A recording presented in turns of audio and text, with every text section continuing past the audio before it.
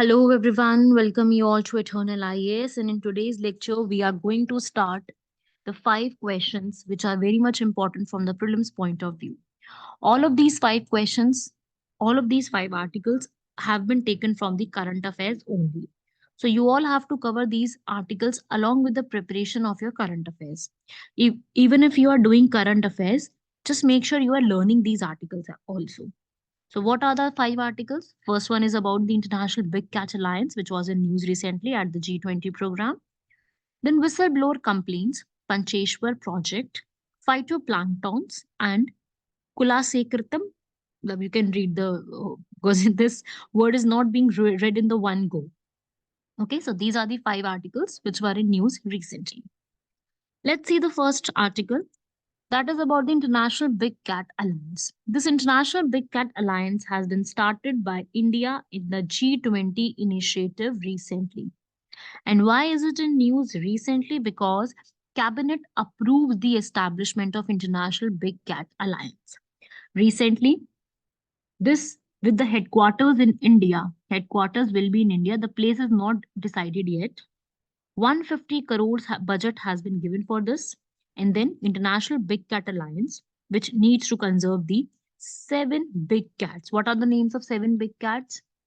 Tiger, lion, snow, leopard, jaguar, puma, cheetah, right? Tiger, lion, leopard, snow leopard.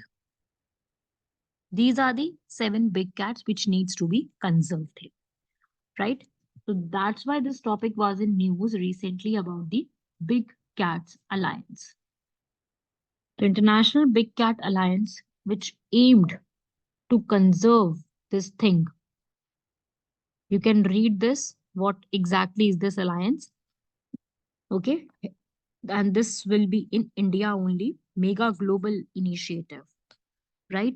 And this has been launched during the 50th anniversary of Project Tiger, which aims to conserve 7 principal big cats, right? This body will have 97 countries, with Asian and African countries becoming the part, right?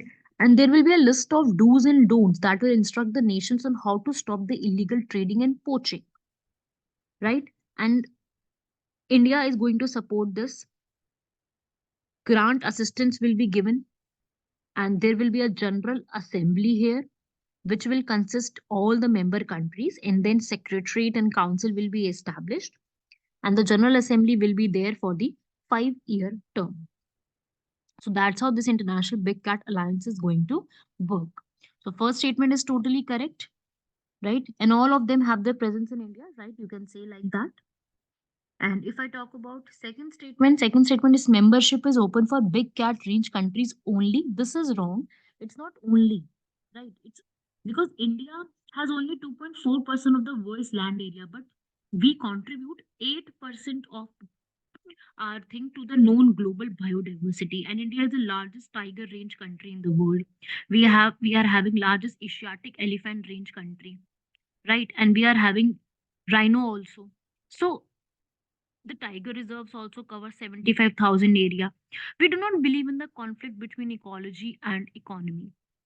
So we are trying to do this. International Big Cat Alliance is a initiative for this thing only. And you know about the 7 categories I told you already.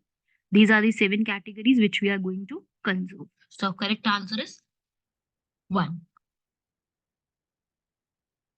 Moving on to second, which government body is responsible for receiving the whistleblower complaints?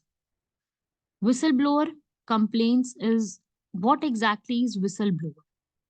So, if a complaint we want to have, and we want to complain about anyone regarding their corruption, and we want to keep his identity to be secret, then you can you can file a case, right? Whistleblower complaint. Recently, this was in news. Why it was in news? The competition regulator's latest addition to whistleblower mechanism to trace cartels, right? This has been done recently. So, whistleblower, what exactly are the whistleblower?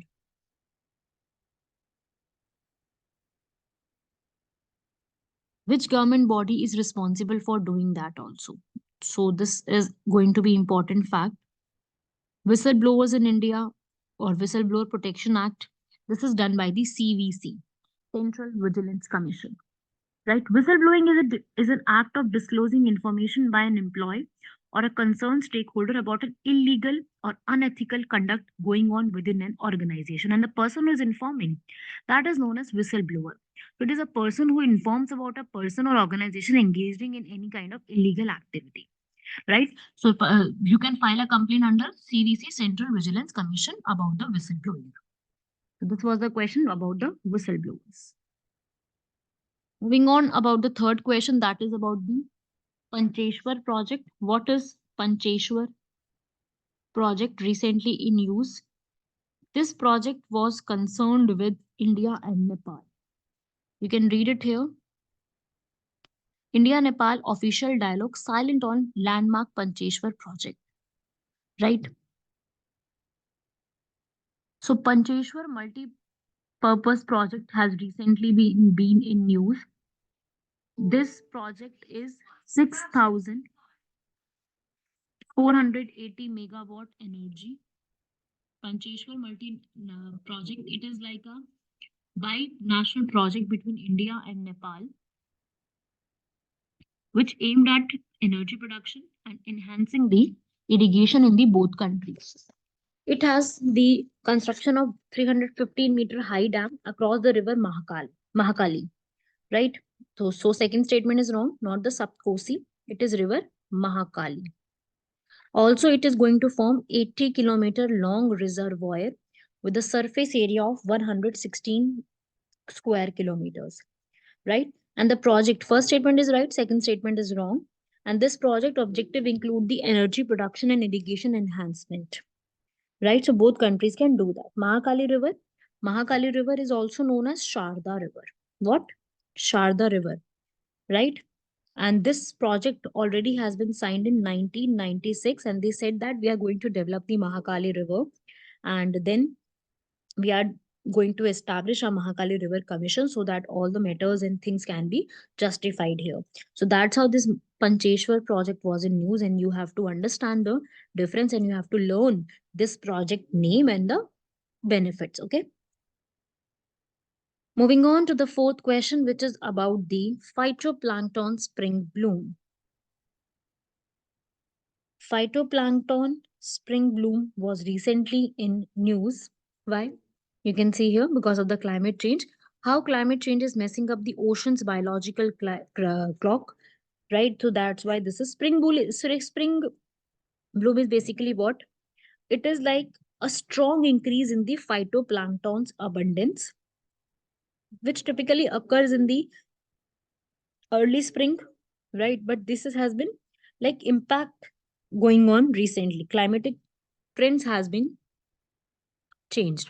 So it is like the microscopic algae on the surface layer of fresh and marine water bodies.